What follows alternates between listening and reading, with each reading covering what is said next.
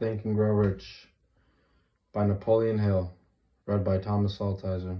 Chapter 3, Faith, the Second Step Toward Riches, Part 2.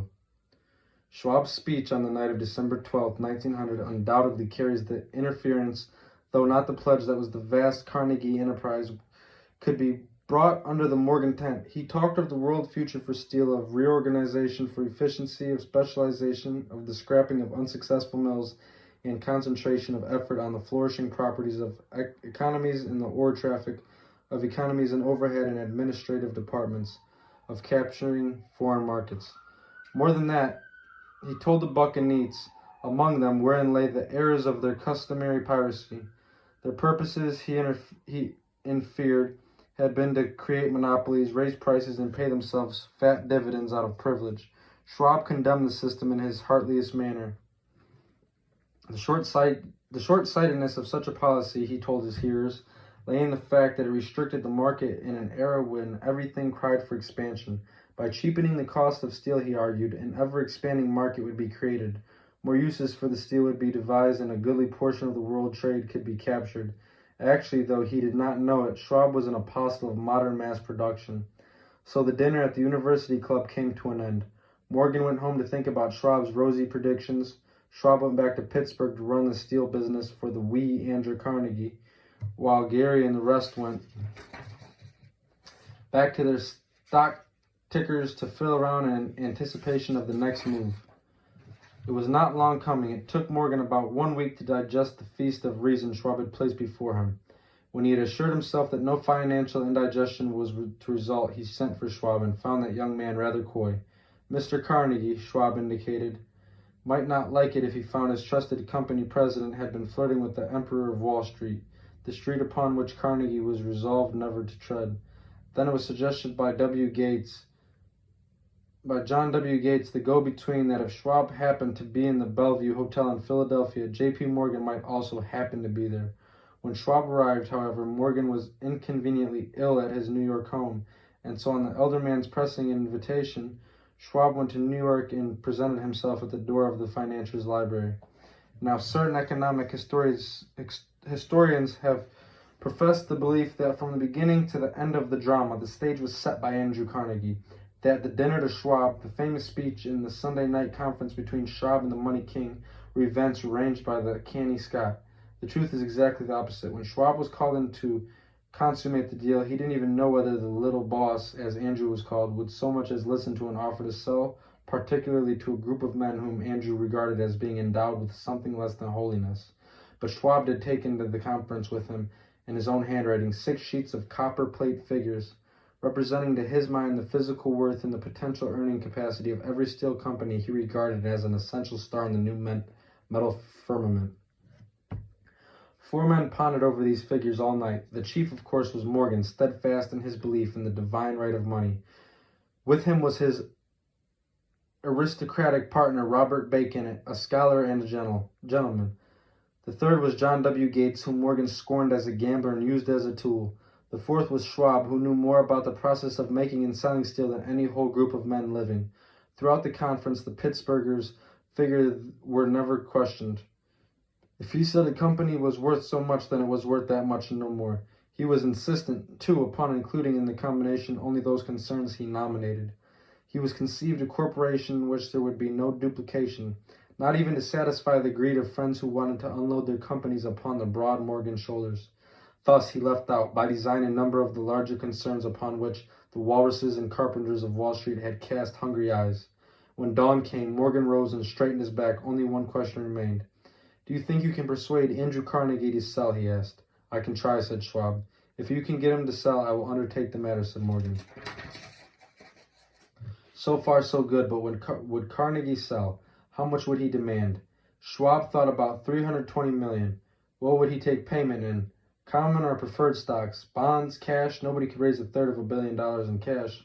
There was a golf game in January on the frost-cracking heath of the St. Andrew's Link in Westchester, with Andrew bundled up in sweaters against the cold, and Charlie talking volubly as usual to keep his spirits up. But no word of business was mentioned until the pair sat down in the cozy warmth of the Carnegie cottage hard by. Then, with the same persuasiveness that had hypnotized 80 millionaires at the University Club, Schwab poured the glittering promises of retirement and comfort of untold millions to satisfy the old man's social caprices. Carnegie capitulated, wrote a figure on a slip of paper, handed it over to Schwab, and said, "All right, that's what we'll sell for." The figure was approximately $400 million and was reached by taking the $320 million mentioned by Schwab as a basic figure and adding it to it $80 million to represent the increased capital value over the previous 2 years. Later, on the deck of a transatlantic liner, the Scotsman said ruefully to Morgan, "I wish I had asked you for $100 million more." "If you had asked for it, you'd have gotten it," Morgan told him cheerfully. There was an uproar, of course. A British correspondent cabled that the foreign steel world was appalled by the gigantic combination. President Hadley of Yale declared that unless trusts were regulated, the country might expect an emperor in Washington within the next 25 years. But that able stock manipulator Keene went at his work of shoving the new stock at the public so vigorously that all the excess water, estimated by some at nearly $600 million, was absorbed in a twinkling. So Carnegie had his millions, and Morgan's syndicate had 62 million for all its troubles, and all the boys, from Gates to Gary, had their millions. The 38-year-old Schwab had his reward. He was made president of the new corporation and remained in control until 1930. The dramatic story of big business, which you have just finished, was included in this book because it is a perfect illustration of the method by which the desire can be transmuted into its physical equivalent. I imagine some readers will question the statement that a mere intangible desire can be converted into its physical equivalents. Doubtless, some will say you cannot convert nothing into something. The answer is in the story of the United States Steel. That giant organization was created in the mind of one man. The plan by which the organization was provided with the steel mills that gave it financial stability was created in the mind of the same man. His faith, his desire, his imagination, his persistence were the real ingredients that went into United States Steel. The steel mills and mechanical equipment acquired by the corporation, after it had been brought into legal existence, were incidental. But careful analysis will disclose the fact that the appraised value of the properties acquired by the corporation increased in value by an estimated $600 million by the mere transaction which consolidated them under one management. In other words, Charles M. Schwab's idea, plus the faith which he conveyed into the minds of J.P. Morgan and the others, was marketed for a profit of approximately $600 million, not an insignificant sum for a single idea. What happened to some of the men who took their share of the millions of dollars of profit by this transaction is a matter of which we are not now concerned. The important feature of this astounding achievement is that it serves as unquestionable evidence of the soundness of philosophy described in this book. Because this philosophy was the rap and woof of the entire transaction, moreover, the practicability of the philosophy has been established by the fact that the United States Steel Corporation prospered and became one of the richest and most powerful corporations in America, employing thousands of people, developing new uses for steel, and opening new markets, thus proving that the $600 million in profit which the Schwab idea produced was earned. Riches begin in the form of thought. The amount is limited only by the person in whose mind the thought is put into motion. Faith removes limitations. Remember this when you are ready to bargain with life for whatever it is you ask as your price for having passed this way. Remember also, the man who created the United Steel Corporation was practically unknown at the time. He was merely Andrew Carnegie's Man Friday, until he gave birth to his famous idea. After that, he quickly rose to a position of power, fame, and riches.